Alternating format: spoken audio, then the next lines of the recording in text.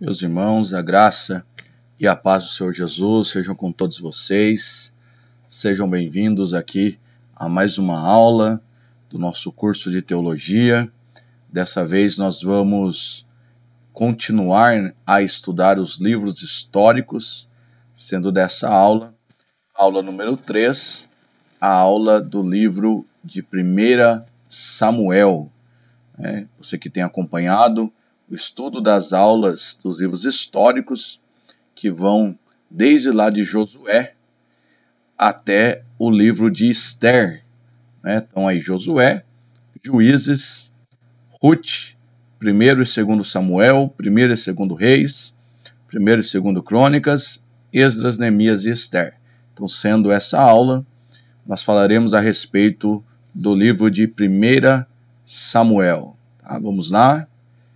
Então, aí no nosso cronograma, é a aula número 3, livros históricos. Aqui alguns tópicos que o nosso material aborda. E já falando a respeito do autor.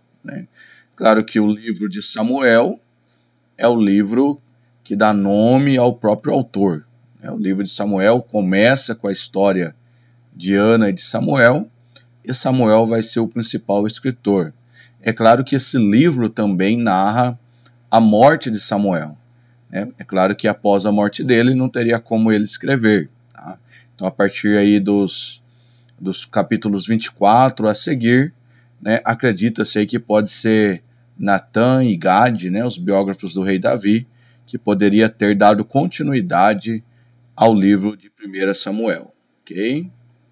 Esse livro abrange aí aproximadamente um período de 115 anos, que vai do nascimento, no primeiro capítulo, nascimento de Samuel, até o último capítulo, que é a morte de Saul. Portanto, nós temos 3 personagens principais nesse livro. Nós temos aí o capítulo 1, Ana, nós já conhecemos a mensagem, Ana, que era estéril, que não tinha filhos, e era provocada pela sua rival, e Ana, ela ora, pedindo ao Senhor que dê a ela um filho, e vai vir aí Samuel. Samuel era mais do que um filho, porque na verdade Deus estava dando ali a Israel um juiz.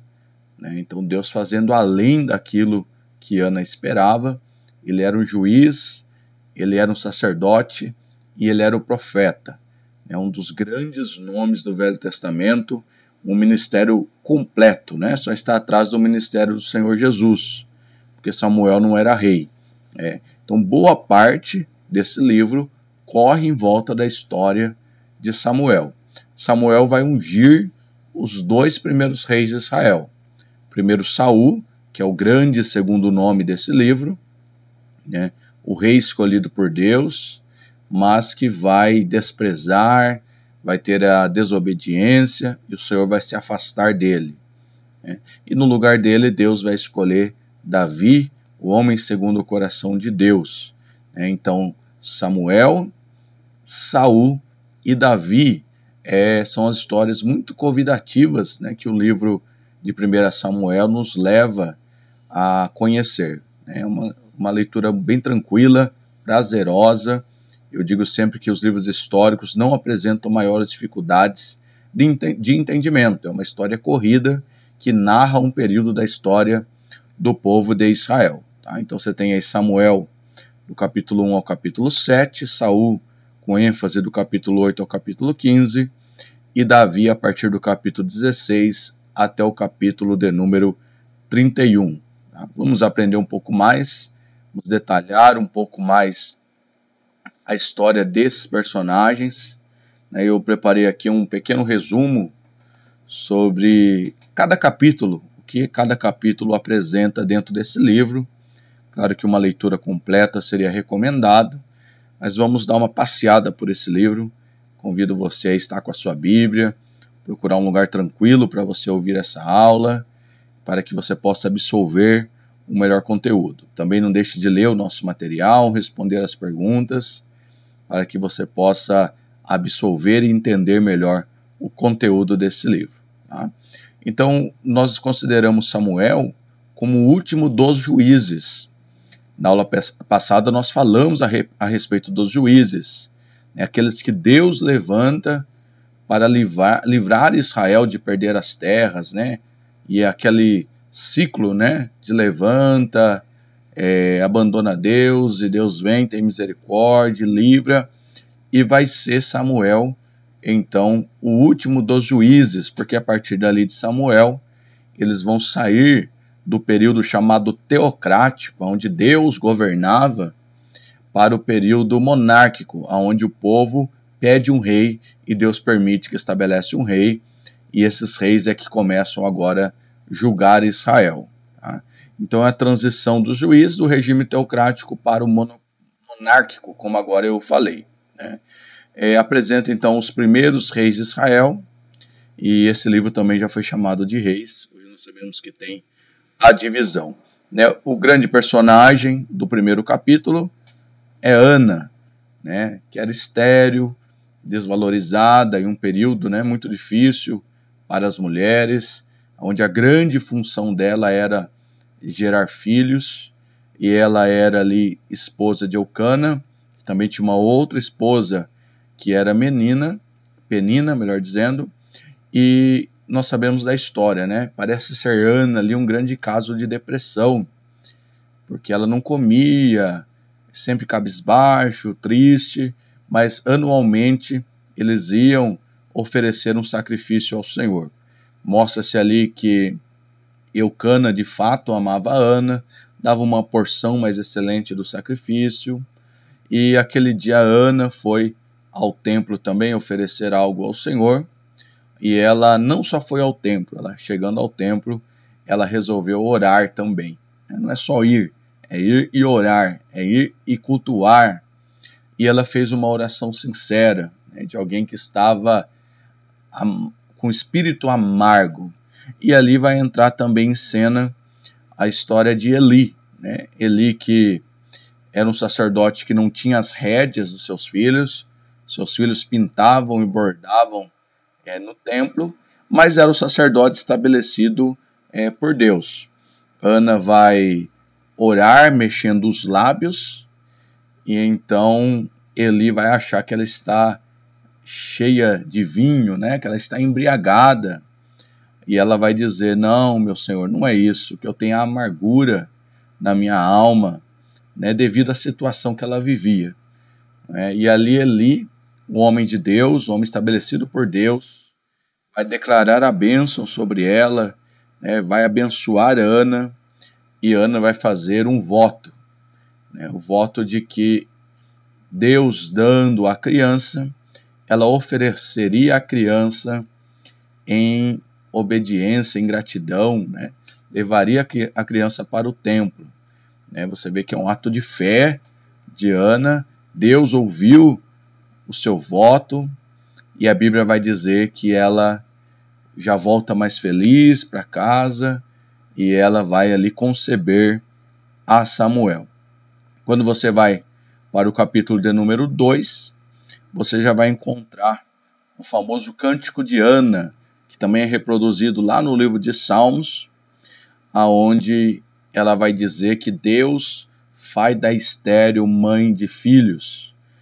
E você vai ver ela honrando o seu voto, entregando Samuel ao serviço do Senhor, assim que ele é desmamado, né, já é levado, e anualmente apenas aquela mãe teria contato com o seu filho. Como ela cumpriu o voto, Deus abriu a madre de Ana, e ela foi mãe de muitos filhos, mas nenhum deles excedeu a grandeza, né, e a importância do Samuel, alguém consagrado a Deus, com voto, né, de santidade a Deus, de não cortar o cabelo, de não tomar bebida forte, alguém de fato oferecido, cresceu ali na casa do Senhor, junto com Eli e junto com Ofni e Finéias, os filhos de Eli. Né? Veja que a companhia para Samuel não era das melhores, né? Mas ele não se deixou envolver pelas práticas de Ofni e Finéias e manteve-se ali fiel ao Senhor. Talvez seja Samuel o prazer de Eli, né? Samuel fazia aquilo que Eli desejava que seus filhos fizessem, né? Lá ainda no capítulo 2, após o cântico de Ana, Deus vai falar com Eli a respeito dos seus filhos, né? Já que a fama deles era ruim, eles profanavam o templo, se deitavam com mulheres, e eles eram o modelo a não ser seguido, né? E Deus ele vai cobrar de Eli, né, a educação dos filhos dele, a posição dos filhos. Quando Deus diz para ele: por que honras mais os seus filhos do que a mim? Olha só, Deus requerendo, né, a direção, a paternidade ali de Eli quanto ao Ofni e Finéias. E Deus dá o castigo, né? Deus vai castigar a geração ali de Eli, vai dizendo: o sacerdócio será cortado da sua casa. Então agora vocês são sacerdotes, Ofni e Finéias é sacerdote, mas por causa do pecado e por causa da forma que os seus filhos procedem, chegará um tempo lá na frente que o seu sacerdócio será interrompido, não continuará de geração a geração. E a pena mais dura, né? Nós sabemos que o pecado gera morte, e por causa do pecado de Ofni e Finéias, Deus vai dizer que ambos os filhos de Eli morrerão no mesmo dia. Uma mensagem muito triste para Eli, mas é resultado, né, da sua negligência na criação dos seus filhos. Quando nós chegamos no capítulo de número 3, tem um capítulo muito famoso, onde Samuel vai ouvir a voz de Deus. E é interessante que a Bíblia diz que apesar de ele estar no templo, com o sacerdote, ele ainda não conhecia a voz do Senhor. Veja que interessante, né? Ele estava no templo, mas ele ainda não conhecia a voz do Senhor. E aí nós temos a passagem muito conhecida, né, que o Senhor chamou Samuel, Samuel, e ele confundia a voz de Eli com a voz de Deus. Não podemos confundir a voz de Deus com a voz de homens, né, porque corre o risco que nós servimos aos homens e não servimos a Deus. Mas Eli, sábio, né, entendido das coisas de Deus, diz: olha, é o Senhor que eu estava chamando. Quando ele chamar, diga: fala, porque o teu servo ouve. E aí, assim vai proceder. Naquele dia Samuel vai conhecer ao Senhor, e o Senhor vai falar com ele a respeito do futuro, da casa de Eli, de Israel, e ele teme aquela visão, porque era uma visão contra a casa de Eli. Eli vai pressionar ele para contar: não me escondas nada. E Eli sabia, né? Deus já havia falado antes que requereria dele, mas agora mais uma vez Deus está passando, revelando por meio de Samuel que cobraria sobre a casa de Eli. Tá?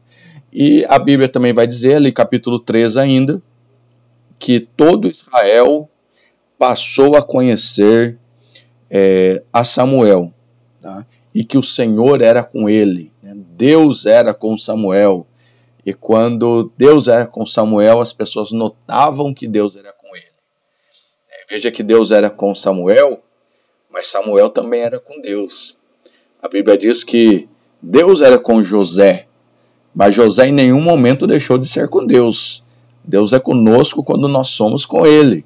E está aí Samuel, né, num padrão de dedicação, de santidade ao Senhor, e Deus vai dando destaque, né, por meio do temor, do serviço no templo. Deus começa a fazer notório a vida de Samuel. E aí então nós chegamos ao capítulo de número 4, dando um rápido resumo dos capítulos.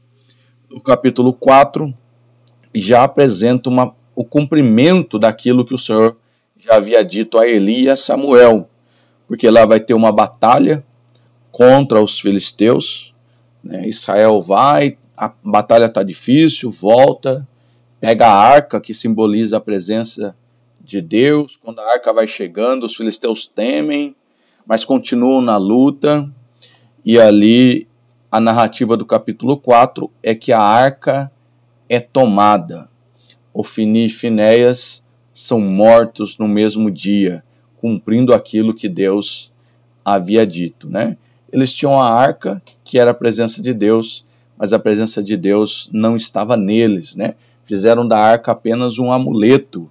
Quando precisava, recorreria à arca, mas não tinha um relacionamento. Era um relacionamento baseado em barganha, não intimidade. Não era o prazer de ter a arca, mas era simplesmente usar a arca para o seu próprio interesse. Veja que muitos ainda usam, não querem a presença de Deus, mas querem o que a presença de Deus pode fazer. E eles acreditavam que jamais Deus permitiria que a arca fosse levada. Mas naquele dia houve um dia de tristeza, porque a presença de Deus, a arca, que simbolizava a presença de Deus, foi levada. E eles se tornaram povo de Deus sem a presença de Deus. É algo a se pensar, né? Quando é chamado de povo de Deus, mas não tem a presença de Deus. E alguém que escapa ali da batalha vai vir trazer a triste notícia a Eli, que a arca foi levada, os seus filhos morreram, e ali a tragédia continua, porque Eli, ali do alto de 98 anos, já cego, vai cair da cadeira, vai quebrar o pescoço, uma morte muito triste. E bem no momento em que uma das suas noras, a mulher de Finéias, dá à luz a uma criança. E era muito comum dar o nome à criança de acordo com aquilo que estava acontecendo. E ela vai nomear ali o filho de Finéias de Icabô. Foi-se a glória de Israel, foi-se a glória do Senhor, não tinha mais a presença de Deus. Então o capítulo 4 é um capítulo que marca um período muito triste para o povo de Israel. Capítulo 5 narra que a presença de Deus é a presença de Deus aonde quer que for. E que a presença de Deus só serve no seu povo, não serve nos demais. E aí a gente vai ver a narrativa onde a arca está com os filisteus e ela é guardada junto ao templo, a casa de Dagon, que é o deus dos filisteus. E ao amanhecer, Dagon está caído ante a arca de Deus com o rosto em terra. E talvez eles pensaram que era uma coincidência, levanta a estátua de Dagon, deixa ainda a arca lá, e no outro dia Dagon está caído de novo, mas agora com a cabeça e as mãos cortadas diante da arca, como Deus se mostra superior aos deuses pagãos. E aí eles ficam assustados. E se não fosse só isso, a arca traz tumores, alguma tradução bíblica diz hemorroidas sobre o povo, e o povo começa a ficar desesperado, porque a arca não leva bênção para eles, a arca leva condenação para eles.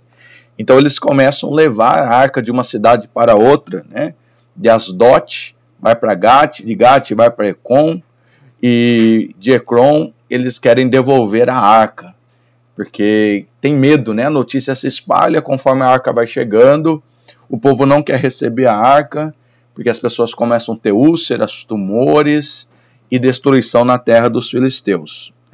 Antes da arca chegar, eles já choravam, dizendo que não queria a arca. No capítulo 6, a Bíblia vai narrar que a arca fica com os filisteus em torno ali de 7 meses, e eles intentam em seus corações devolver a arca para o povo de Deus. Então eles vão preparar um carro com vacas, com imagens, com oferendas, e vão tocar a arca nesse carro de boi de volta para Israel.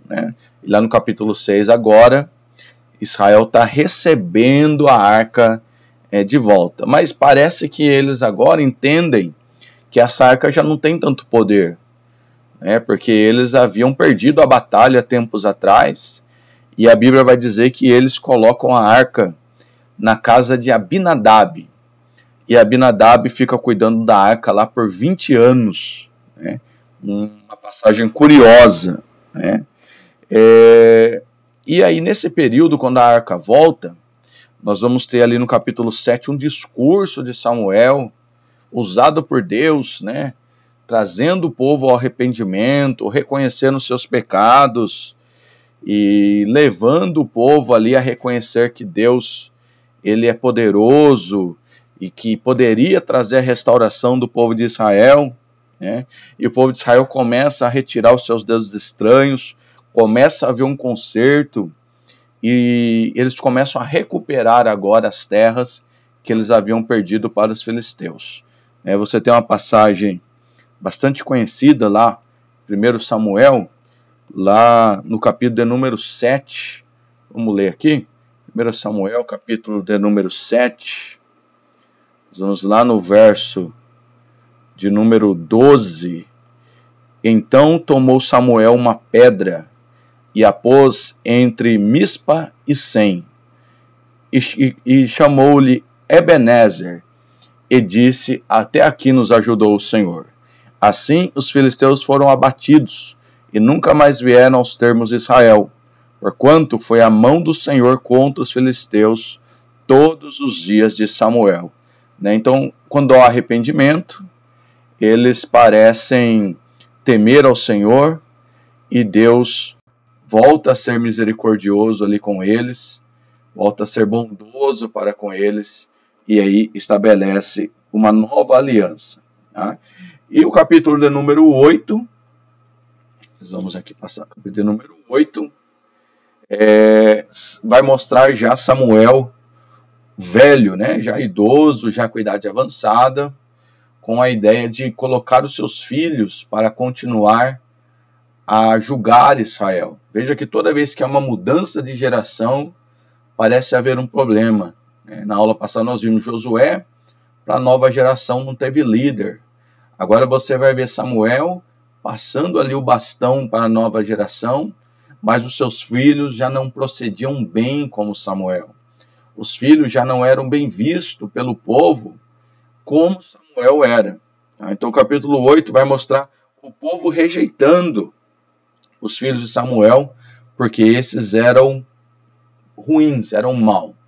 E motivado a isso, o povo agora, olhando as nações vizinhas, que todo mundo tinha rei, tem inveja, podemos dizer assim, dos povos pagãos, e estabelece ali um pedido a Samuel, dizendo a Samuel que gostaria que um rei governasse, que não queria mais os juízes. É verdade que Samuel fica muito triste em saber, porque não era rejeitar o juiz, mas era rejeitar o governo de Deus para ter homens governando. Então fica muito claro ali que há uma rejeição do povo para com o próprio Deus. Samuel vai então a Deus, lamenta, e Deus diz assim: não Samuel, não é isso, não fique triste, porque o povo não está rejeitando a ti, o povo está rejeitando a mim. Porque era o regime chamado teocrático, Deus governava por meio de Samuel, mas agora estabelecendo um rei, esse rei é que iria dominar a terra. Então Deus estava triste com o povo, mas iria, não era a vontade absoluta de Deus, mas uma vontade permissiva, e a dar, segundo o pedido deles, um rei. Porém, Deus usa Samuel ali, dizendo que aquele rei que viria traria muito danos a Israel, escravizaria eles. Então, viria um rei, viria. Mas Deus deixou muito claro por meio de Samuel que eles iam sofrer, como de fato a história dos reis de Israel conta o quanto o povo sofreu pela obediência dos reis, pela idolatria dos reis, Deus abandonando os reis, a entrega do reino do norte, reino do sul, a divisão.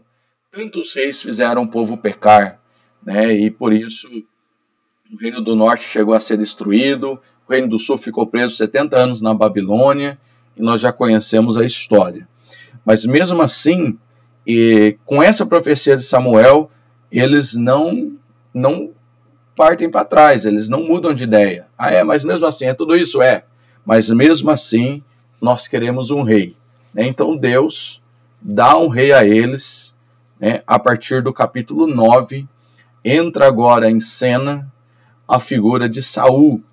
A Bíblia vai dizer que Saul é filho de Quis, e Quis vai perder ali as suas jumentas, vai narrar que Saul era um moço bonito, dos ombros para cima, não havia alguém mais bonito que eles. Quis vai colocar Saul para procurar as jumentas, e ele vai ficando longe de casa, e tem uma ideia, né? A Bíblia usa até o termo ali, vidente, né? De perguntar ao vidente aonde está a jumenta. Mas era plano de Deus, o vidente era o profeta, era Samuel, aquilo que parecia uma brincadeira de criança, né? Deus causando a situação por meio da jumenta, Deus levando as pessoas ao profeta, levando ali Saul aos profetas, né? Então eles, né, Saul com o seu servo, né, mas eu não tenho nada para oferecer, que eles iam ao profeta e ofereciam alguma coisa, diz, não, mas tem um pouco de pão, vamos a consultar.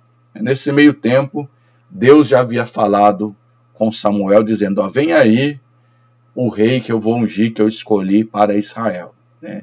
Eu imagino a cena, Saul chegando, você sabe onde está a jumenta do meu pai e tal, e ali Samuel começa a tratar ele como rei, dá a melhor porção de comida, manda ele dormir no melhor lugar, honra ele na mesa, e ele não entendendo nada, mas ali estava chegando um tempo de exaltação na vida de Samuel, ou melhor, de Saul, tá? E aí Deus manda ungir, você vai ter lá a unção no capítulo 10, né? Chegando ele no capítulo 10, você vai ver Samuel ungindo, né? Deitando ali o azeite sobre a cabeça de Saul. O azeite representava a presença do Espírito Santo, que a partir daquele momento ele seria cheio do Espírito Santo, né? Veja que hoje o Novo Testamento pouco usa óleo, o Velho Testamento muitas vezes está usando óleo, porque era só derramando o azeite que a pessoa seria cheia do Espírito Santo. Por que não tem uma manifestação tão comum com óleo no Novo Testamento? Na verdade, você só tem uma passagem lá em Tiago que fala do óleo, porque hoje nós recebemos a unção do Espírito Santo, ou Espírito Santo, não pelo óleo, mas entregando a vida a Jesus, né? Quando nós levantamos a mão para Jesus, é como se o óleo descesse sobre nós, e ali a habitação do Espírito Santo dentro de nós. Mas no Velho Testamento não, o Espírito Santo era para poucas pessoas, por isso Deus ordena deitar o azeite sobre a cabeça de Saul, e você vai ver ali a narrativa muito bonita do capítulo 10, né, dizendo que ele vai encontrar alguns homens, né, com cabrito, com pão, que vão dar os pães para ele comer, e que ele vai encontrar um grupo de profetas, e ele vai profetizar, e o texto vai dizer que a partir dali ele será transformado em outro homem. É o poder do Espírito Santo, né?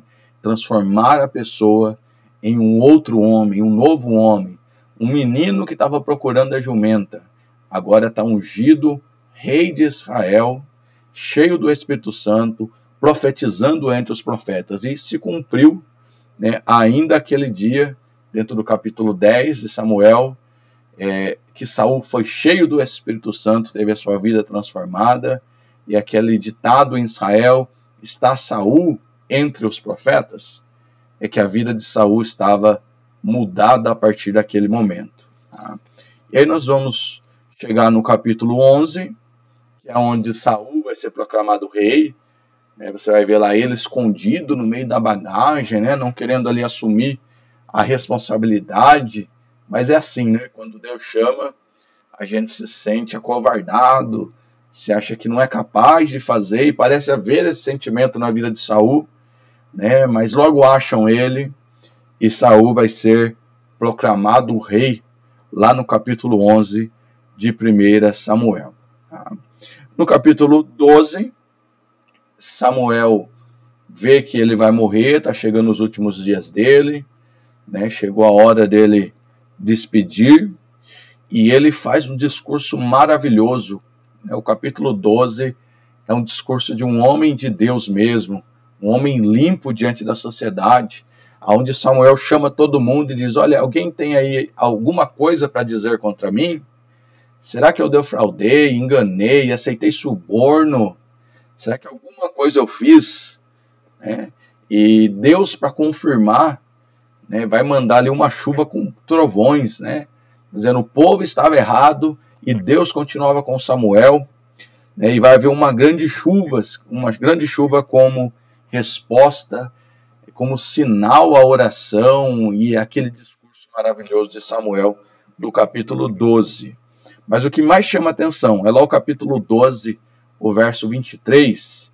Faço questão aqui de ler com os irmãos. 1 Samuel capítulo 12, verso 23. Olha o que Samuel vai dizer depois da chuva, depois de tanta coisa que ele discursou.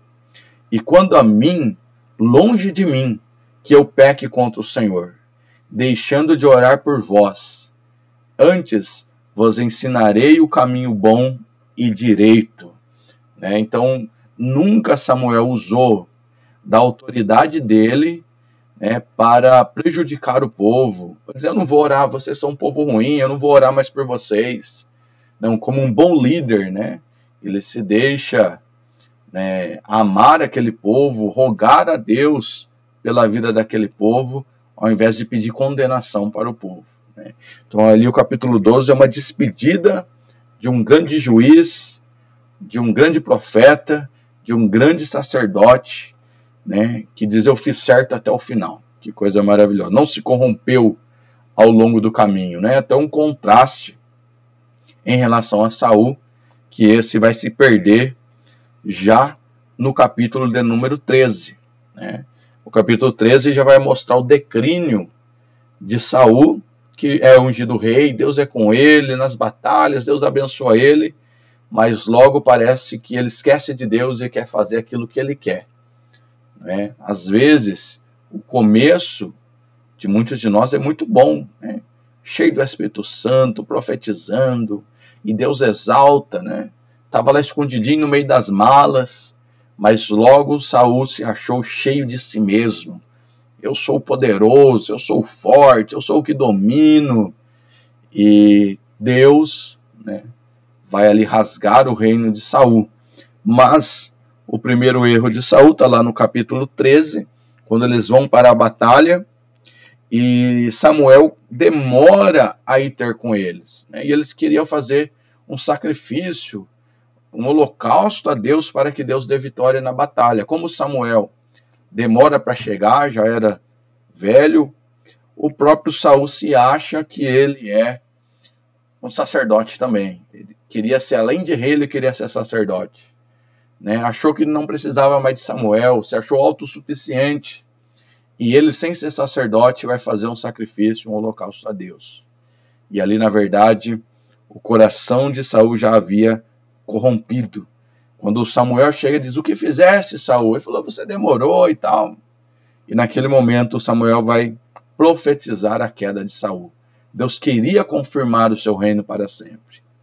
Mas não vai, porque o coração de Saul rapidamente já se corrompeu com o poder, com a fama.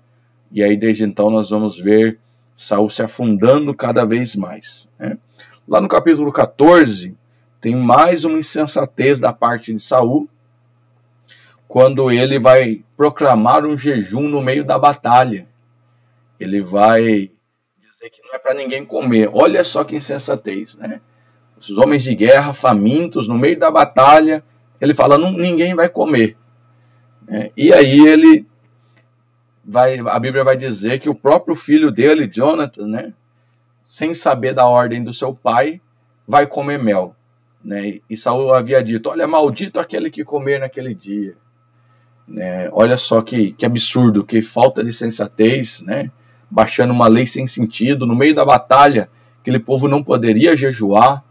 Até o jejum é estratégico, é na hora certa, é na preparação.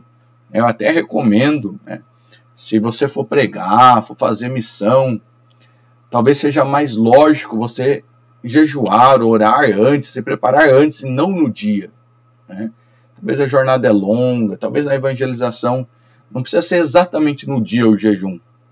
Você pode se preparar antes. Parece que Saul errou ao fazer isso. Mas Deus deu livramento a Israel por meio de Jonathan, que era o único que havia comido. E ali vai haver uma grande discussão, porque será que ele seria maldito? Mas não seria, porque na verdade Deus era com Jonathan, e por meio de Jonathan Deus deu o livramento. Mas aí você vê mais um tropeço de Saul, colocando aí o seu filho como maldito e levando o reino a tropeçar. Aí no capítulo 5, ou melhor, capítulo 15, Deus ordena a destruição de Amaleque, também é uma passagem muito conhecida, né? Porque mais um tropeço de Saul, porque Deus manda matar todos os amalequitas, né? Sejam homens, mulheres, crianças, gado, todos os animais, era para destruir. Por que Deus estava dizendo para destruir ali no capítulo 15?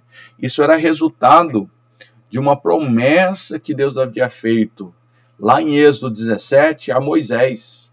Porque quando ainda o povo de Israel estava para entrar na terra, Amaleque atacou, né? Os amalequitas atacou covardemente o povo de Israel. E você lembra da passagem, né? Onde Josué ficou pelejando e Moisés foi para o monte. E à medida que Moisés levantava a mão, o povo prevalecia. Quando ele baixava a mão, o povo começava a perder a batalha, né? Então foi ali segurada, sustentado a mão de Moisés, né? Arão e Hur, uma à direita e outra à esquerda, com uma pedra, né? Tem uma simbologia ali, apoiada em Cristo e com pessoas do lado, estendeu a mão e Deus deu vitória ao povo de Israel. Mas Deus fez um juramento ali, dizendo que iria aniquilar da história todos os amalequitas. E Saul era aquele que Deus ia usar para isso. Mas ele, uma vez mais, não temeu ao Senhor. Ele vai poupar não só o rei, que é Agag, né? Mas também o melhor das vacas, o melhor das ovelhas. Ele fica com dó de destruir. Já estava ganancioso, né? E aí ele vai receber uma palavra muito dura, né? Porque fez aquilo que era desobediência ao Senhor. Engraçado que ele sempre se dá um jeitinho, né? Ele vai dizer a Samuel, não, mas eu fiz isso porque eu só guardei o melhor para sacrificar ao Senhor. Era a desculpa dele. E aí você tem lá no capítulo 15, 1 Samuel, capítulo 15, deixa eu colocar aqui, verso de número 22. 1 Samuel capítulo 15, 22. Porém Samuel disse, tem, porventura, o Senhor tanto prazer em holocausto e sacrifício, como em que se obedeça à palavra do Senhor? Eis que obedecer é melhor do que sacrificar, e o atender é melhor do que a gordura de carneiros. Então veja, irmãos, que ele queria sacrificar, eu desobedeci, mas eu quero sacrificar. Ele falou, não, Deus não tem prazer no sacrifício, não. Melhor que o sacrifício é sempre a obediência, né? E ali vai ser uma grande correção. E aí no verso 28, então Samuel lhe disse, o Senhor tem rasgado de ti hoje o reino de Israel e tem dado ao teu próximo, que é melhor do que tu. Naquele momento Deus decidiu de fato tirar o reino da mão de Saul e passar para um próximo. É aí que começa, né, a história de Davi. Davi vai entrar em cena agora, porque Deus vai levantar Davi. Quando você vai lá no capítulo 16, fica claro que Samuel tinha um apreço por Saul, gostava de Saul. Havia ali uma aliança entre eles. E o capítulo 16 vai mostrar Deus repreendendo Samuel, porque até quando terás pena você de Saul, sendo que eu já rejeitei?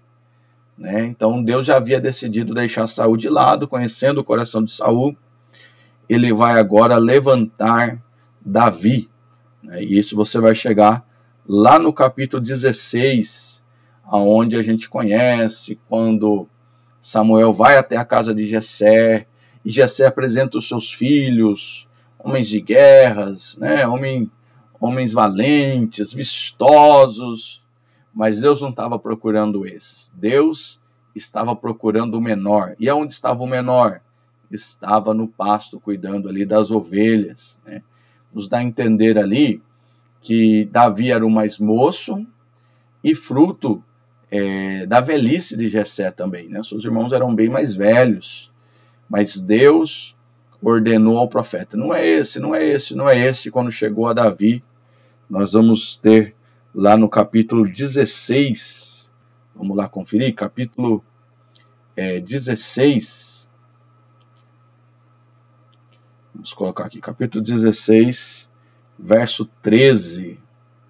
Vale a pena a gente... Então Samuel tomou o chifre de azeite e ungiu no meio de seus irmãos. E desde aquele dia em diante o Espírito do Senhor se apoderou de Davi. Então Samuel se levantou e voltou para Ramá. Então a partir daquele dia, mesma coisa que aconteceu com Saul, Davi passou a ser cheio do Espírito Santo e foi ungido rei. E aqui eu observo algo interessante sobre a vida de Davi. Porque Davi sabia que ele estava sendo ungido a rei.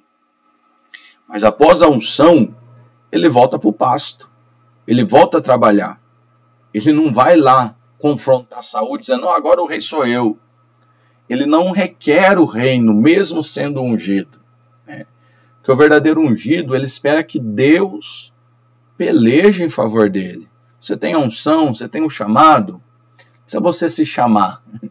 Deus vai criar circunstâncias, formas de te colocar no palácio.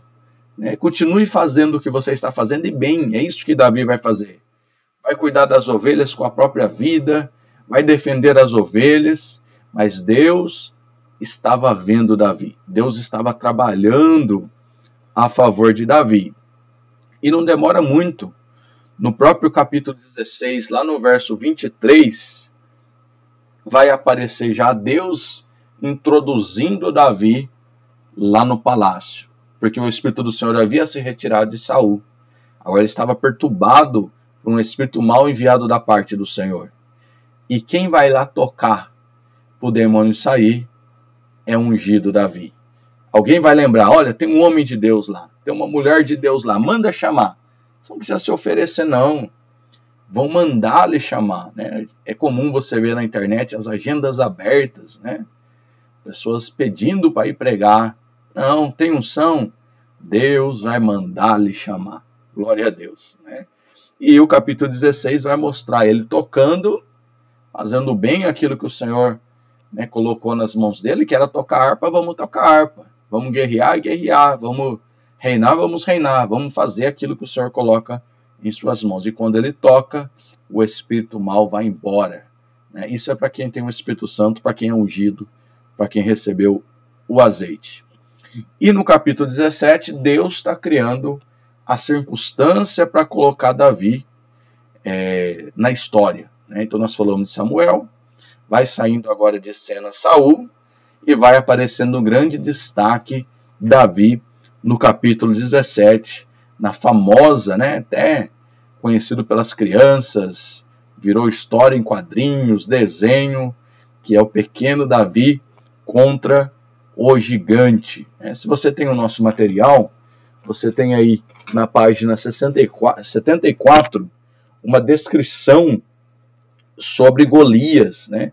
Muito se ouve sobre Golias, mas se você ir lá na página 74, ele vai ter algumas características. Vou ler aqui para vocês. Golias era um duelista e resolvia as guerras escolhendo uma pessoa para lutar com ele. Era um desafio. Golias tinha quase 3 metros de altura.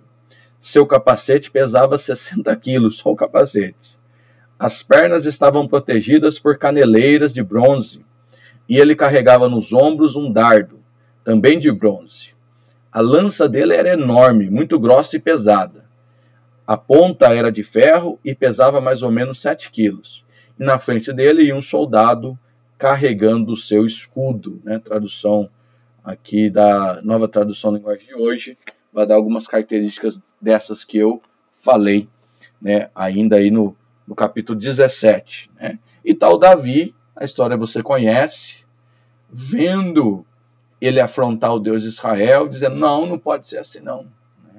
É a unção que está em Davi que o entusiasma a lutar. É a unção que está em Davi que faz ele não ter medo de fazer aquilo que o Senhor lhe chamou. Logicamente, era uma batalha injusta. Humanamente, Davi não tinha chance alguma. Mas ele não só se candidata para lutar, mas ainda ele está sob a autoridade de Saul. Então ele tem que ir falar com Saul que iria lutar. Imagina ele chegando e dizendo, Rei, já achei alguém para lutar. E Saul feliz, então quem é? Sou eu mesmo. Saul vai desanimar, né? Alguns relatos vão dizer que na verdade Saul nunca acreditou em Davi. Ele usaria Davi ali como alguém para distrair o gigante enquanto eles atacavam pelas costas. Mas a gente sabe da história, né? Não deu tempo, né? E é interessante ali a passagem de Saul emprestando a armadura para Davi, Davi colocando a armadura, não aguentando caminhar com a armadura, porque a armadura de um não serve no outro, né? O talento de um não está em outro, o chamado de um não é o chamado de outro, né? E Davi vai dizer, não, eu vou só com a minha funda e com a minha pedra, né? Mas o segredo, irmão, não era a funda, o segredo não era a pedra, o segredo não é o cajado, não é a trombeta, não, irmão. O segredo era o Espírito Santo que estava sobre ele. Não é os objetos, não é o instrumento. A unção não era o cabelo de Sansão, não. A diferença era o Espírito Santo que se apoderava de Sansão. É a de grande diferença. Você quer fazer a diferença? Deixe o Espírito Santo fazer a diferença. Não é o seu timbre de voz, não é a sua voz grave, não é a sua capacidade humana, não é a sua inteligência, não é seu dinheiro. É a unção. É o Espírito Santo que está em nós que faz a diferença. E é isso, no nome do Senhor que Davi vai, né? Alguns vão dizer que ele vai pegar 5 pedras para os irmãos de Golias, né? Mas de fato só foi necessário apenas uma pedra, que foi certeira, né? Tem até a simbologia que a pedra era Jesus, né? E ele vai derrubar, tirar a própria espada do gigante, cortar-lhe o pescoço do gigante, matar o gigante, e ali Davi havia acabado de entrar para a história. E aí nós vamos para o capítulo 18, tá? Quando Davi começa a se destacar, Saul, ao invés de ficar feliz, de entender que iria passar o bastão, passar o trono para ele, Saul não reconhece que chegou a hora dele sair de cena, não reconhece que agora era a vez de Davi. E ele tenta segurar o trono e tenta matar por inveja a Davi. Então, a partir do capítulo 18, você vai ver um Saul invejoso e ainda mais decadente, lançando a lança, tentando matar Davi, forçando Davi, né, sair de casa, fugitivo, né, porque ele queria matar. Fica invejoso a música, né, das mulheres de Israel, que diz que Davi matou mais gente do que Saul. Então a inveja é algo triste, né? Algo ruim, né? Que leva a pessoa à decadência. Então você vai ter aí a narrativa, capítulo 18, 19, capítulo 20, capítulo 21. Você vai ver a narrativa, né? Não vou contar detalhadamente por questão do tempo, para não ficar muito longo, mas você vai ver sempre Saul tentando de um jeito ou de outro matar a Davi. E ele chega lá quase no fundo do poço, no capítulo 22, aonde ele vai matar os sacerdotes, 85 sacerdotes que haviam dado ali cobertura a Davi. Ele vai sacar da espada, capítulo 22, verso 18. Vamos dar uma conferida lá. Capítulo 22 do primeiro livro de Samuel, no versículo 18, está aqui na tela para facilitar para os irmãos. Capítulo 22, verso 18. Então disse o rei a Doeg, vira-te e arremete contra os sacerdotes. Então se virou Doeg, o edomeu, e arremeteu contra os sacerdotes, e matou naquele dia 85 homens que vestiam éfode de linho, né? A inveja faz da pessoa um assassino, né? Então ali mostrou que de fato o Espírito do Senhor já havia saído de Saul, e Saul estava matando até sacerdote agora, né? Realmente é muito triste, não é? E aí a gente vai para o capítulo 24, já quase finalizando os capítulos aqui, um resumo rápido, mas é importante que na medida do possível os irmãos façam a leitura completa, mas você tem ali o capítulo 24, onde é o capítulo do ungido, É importante a gente destacar um pouco esse capítulo, pelo fato de que é muito usado até erroneamente, né? A Bíblia vai dizer que Saul estava atrás de Davi, Davi estava no fundo da caverna, e Saul entrou lá para fazer as suas necessidades fisiológicas. E Davi viu que Saul estava lá, Deus havia dado Saul na mão de Davi. Davi poderia facilmente ter matado ele, mas ele devagarzinho vai cortar a orla do manto de Saul, como prova, né, que ele não queria matar Saul. A lealdade de Davi era explícita ali. Ele não via Saul como um concorrente, né? Quem está no reino de Deus, quem é de Deus mesmo, não vê os outros como concorrente, mas como aliado. E aí ele vai dizer, né, após ele encontrar a Saul, ele vai dizer, né, longe de mim tocar no ungido do Senhor. Veja que hoje muitas pessoas usam ainda esse texto, né, de tocar no ungido do Senhor, mas o tocar que Davi está dizendo ali é um tocar de matar. Eu poderia ter matado. Capítulo 24, versículo de número 6. E disse aos seus homens: o Senhor me guarde de que eu faça tal coisa ao meu Senhor, o ungido do Senhor, estendendo eu a minha mão contra ele, pois é ungido do Senhor. Irmãos, na verdade aqui, o tocar no ungido era matar. Não é criticar, não é fazer uma observação, né? Às vezes alguma liderança ameaça os liderados dizendo: eu sou ungido do Senhor, não toque em mim, né? Às vezes quando eles não querem dar satisfação dos seus erros, eles não levantam contra o ungido, e vira uma ameaça, e eles tomam partido desse texto. Mas não é bem isso não. Aqui era matar, realmente. Não mate ninguém, nem ungido e nem não ungido, né? O crente não mata ninguém, né? Mas isso não quer dizer que as pessoas devem concordar com o erro, né? Isso passa a ser uma defesa, repito, daquele às vezes que quer fazer o que quer da obra do Senhor e não quer dar satisfação, né? Então ele, às vezes quando ele erra, ao invés de reconhecer o erro, ele ameaça as pessoas com esse texto, tá? Capítulo então 24, né? E aí a gente vai ter aí do capítulo 25, né, a morte de Samuel. Você vai ter ainda lá no capítulo 25, Davi casando-se com Abigail, né, uma história muito bonita. E lá no capítulo 28, chegou o fim do poço, o fundo do poço de Saul, né, porque ele está desesperado e ele vai recorrer a uma médium, né, ele vai recorrer a uma astróloga, né, uma cartomante, né? Quando alguém que conhece ao Senhor, teve a unção do Senhor, recorre a esses meios, é porque está no fundo do poço mesmo, não há mais a esperança. E é isso que vai acontecer com Saul, que ele vai consultar a médium lá no capítulo 28, né? Vamos dar uma conferida lá também, capítulo de número 28, capítulo 28, vou ler aqui o verso 5, 28, verso 20. Deixa eu ver aqui. Imediatamente Saul caiu estendido por terra e grandemente tremeu. Deixa eu ver se estou no capítulo certo aqui, 28. Grandemente temeu por causa das palavras de Samuel e não houve força nele, porque não tinha comido pão todo aquele dia. Então veio a mulher Saul, vendo que estava perturbado, disse-lhe: eis que a tua criada deu ouvidos à tua voz, e pus a minha vida, né?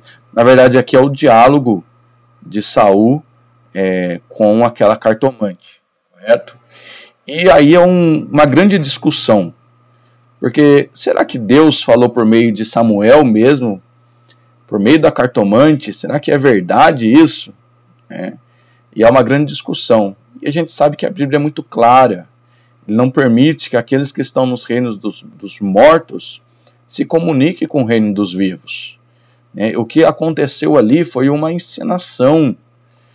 Era Saul que estava ali se enganando. Se a gente ir lá no verso 14, quando a mulher encena que vê alguém ele pergunta, como é esse que você está vendo? E disse, como é sua figura? Ela disse, vem subindo um homem, ancião, envolto numa capa. Entendeu Saul que era Samuel, na descrição ali da médium. Inclinou seu rosto em terra e se prostrou. Né? Então veja que ele é que entendeu que era. Né? E mais ainda, lá no verso 19, e o Senhor entregará também Israel contigo nas mãos dos filisteus, e amanhã tu e teus filhos estarás comigo, e o arraial de Israel do Senhor entregará nos filisteus. Aquela cartomante deu uma falsa profecia que ele já iria morrer, e que tudo seria entregue para os filisteus. De fato ele vai morrer, né, mas não no dia seguinte. Né, e a gente sabe que ao longo do tempo, Davi prevaleceu contra os filisteus. Tá? Então muitos argumentos vão nos mostrar que ali, na verdade, aconteceu uma sessão espírita, né, um engano do médium, um engano do coração de Saul também. Então, de maneira nenhuma, nós consideramos que Samuel foi de fato lá falar com Saul. Tá? Mesmo que algumas coisas ele tenha dito certo, que o Senhor abandonou, que ele foi rebelde, etc. e tal. Tá? E aí a gente chega no capítulo de número 31, né, que ele, não suportando a pressão, Saul vai dar cabo da sua própria vida. Né? Capítulo 31, verso de número 4. 31. Então disse Saul ao seu pajem de armas, arranca tua espada e atravesse-me com ela, para que porventura não venham esses incircuncisos e me atravessem e me escarneçam de mim. Porém seu pajem de arma não quis, porque temia muito. Então Saul tomou a espada e se lançou sobre ela. Né? Perdeu o Espírito do Senhor, perdeu o reino, perdeu a razão, e ele terminou tirando a sua própria vida. Primeiro pedindo para que o pajem, né, aquele que acompanhava ele carregando a espada, o escudo dele, tirasse a vida dele. Ele rejeitou, e ele vai ele mesmo se suicidar. Em seguida o pajem também morre, se suicida, e depois vem os filisteus, cortam a cabeça dele e leva como um grande prêmio. Né? Você vê que o fruto da desobediência, né? Terminou sua vida, tinha tudo para dar certo, mas desobediente, terminou mal, terminou, né, consultando uma médium, se suicidando e tendo a cabeça arrancada. Né? Eu lembro de Sansão, que por fruto da sua desobediência, tinha tudo para dar certo, né? Foi lá conteúdo da nossa outra aula, terminou cego, né? E causando a sua própria morte também. Né? Então assim a gente conclui, né, com o capítulo de número 31, que é o final do livro de 1 Samuel, dando destaque a Samuel, a história de Saul e a história de Davi, que não termina aqui, ela inicia aqui. Aí agora com a morte de Saul, Davi vai começar a reinar, e é o que a gente vai ver na próxima aula, no segundo livro de Samuel. Se puder, leia antes, você vai ver que vai ficar muito mais prazerosa a aula, tá bom? Agradecendo muito meu irmão, minha irmã, pela sua dedicação, pelo seu compromisso com a palavra de Deus, né, nesses dias difíceis que nós estamos vivendo, mas fique firme no propósito de crescer na graça e no conhecimento do Senhor Jesus. Obrigado pela companhia, Deus abençoe você e a sua casa em nome de Jesus. A paz. Tchau.